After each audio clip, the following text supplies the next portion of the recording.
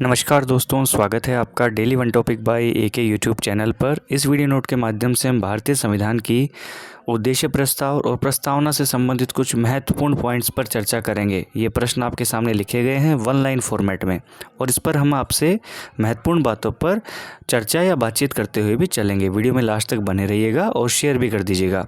पहला प्रश्न है दोस्तों, देखिए, उद्देश्य प्रस्ताव कब व किसके द्वारा प्रस्तुत किया गया। यहाँ पे प्रश्न है प्रस्तुत किसके द्वारा किया गया, तो जवाहरलाल नेहरू के द्वारा किया गया। 13 दिसंबर 1946 को किया गया, जिस समय संविधान की तीसरी बैठक थी। कौन सी बैठक थी?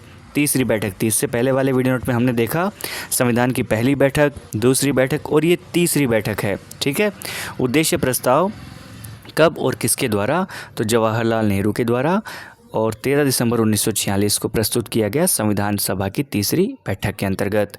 ठीक है, अब उद्देश्य प्रस्ताव पारित कब हुआ, तो 22 जनवरी 1947 को। कब हुआ? 22 जनवरी 1947 को संविधान सभा ने उद्देश्य प्रस्ताव को पारित किया था। 22 जनवरी 1947 को भारतीय संविधान सभा ने उद्देश्य प्रस्ताव को पारित किया था। भारतीय संविधान की प्रस्तावना में निहित शब्द हम भारत के लोग से क्या अभिप्राय है दोस्तों, तो हम भारत के लोग मतलब संप्रभुता किस में निहित है? भारत की जनता में निहित है। प्रस्तावना में हम भारत के लोग जो लाइन लिखी हुई है, इसका अर्थ क्या है, अभिप्राय क्या है? इसका अर्थ है संप्रभुता जो है भारत की जनता में निहित है। ठीक है, तो संप्रभुता भारत की जनता में निहित है। भारत क्या है? संपूर्ण प्रभुत्व संपन्न है, समाजवादी, पंथ निरपेक्ष, लोकतांत्रिक गणराज्य बनाने के लिए ये शुरुआत होती है। ठीक है, अब देखिए, आपने प्रस्तावना का अच्छे से अध्ययन या रीडिंग लगा रखी होगी। नेक्स्ट देखिए, भारतीय संविधान में वह प्रसिद्ध वाद जिसके अंतर्गत उच्चतम न्यायालय सुप्रीम कोर्ट ने यह निर्णय दिया था कि प्रस्तावना संविधान का भाग नहीं है, तो बेरूबाड़ी वाद 1960 के अंतर्गत ये निर्णय दिया था कि प्रस्तावना जो है वो संविधान का भाग नहीं है। ठीक है, फिर उसके बाद में एक महत्वपूर्ण वाद और चला जिसका नाम है भारतीय संविधान में वह प्रसिद्ध वाद जिसके अंतर्गत उच्चतम न्यायालय ने अपने ही पूर्व के निर्णय मतलब बेरूबारी वाद निर्णय को उलट दिया, पलट दिया और मान लिया कि प्रस्तावना संविधान का भाग है। यह है केशवानंद भारती वाद 1973। इसमें भारतीय संविधान ने उच्चतम न्यायालय भारतीय संविधान में प्रस्तावना संविधान का भाग है, उच्चतम न्यायालय ने यह निर्णय दिया और बेरूबारी वाद जिसमें प्रस्तावना को संविधान का भाग नहीं माना गया था उसका उलट दिया। नेक्स्ट देखिए, भारतीय संविधान की प्रस्तावना में भी संशोधन किया जा सकता है, लेकिन इसे संविधान का मूल ढांचा प्रभावित नहीं होना चाहिए इससे। ठीक है, किस वाद से निर्णय है? ये केशवानंद भारती वाद 1973 में ये बात कही गई थी कि भारतीय संविधान की जो प्रस्तावना है उसमें भी संशोधन किया जा सकता है, लेकिन संशोधन करते समय आप ये ध्यान रखेंगे कि संविधान का मूल ढांचा प्रभावित नहीं होना चाहिए। केशवानंद भारती वाद 1973।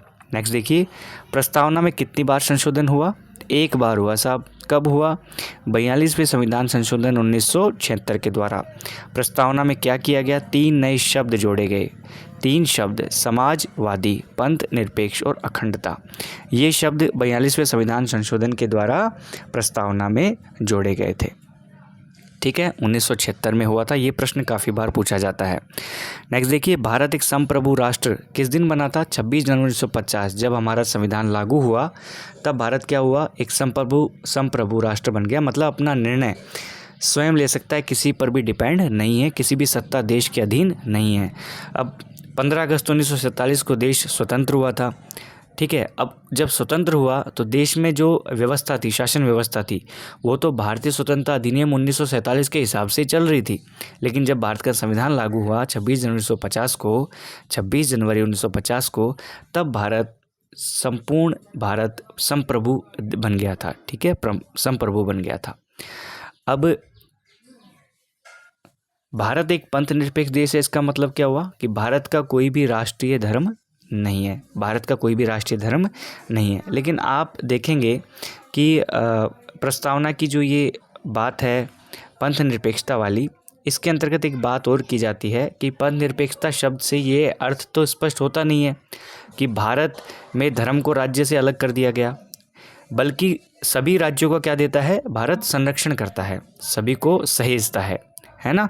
तो इसलिए जो विधि के समक्ष समता है, धार्मिक, यहाँ नागरिक जो कानून है वो धार्मिक विश्वासों पर आधारित है, तो विधि के समक्ष समता यहाँ पर थोड़ी सी गड़बड़ बात हो जाती है। तो ये आपको प्रस्तावना की जो हमें कह सकते हैं ये पंथ निरपेक्ष जो शब्द है इसकी आलोचना में इसको आप देख सकते हैं। ठीक है, प्रस्तावना में आपकी सामाजिक न्याय की बात की गई है। न्याय में प्रकार हैं सामाजिक, आर्थिक और राजनीतिक न्याय, है ना।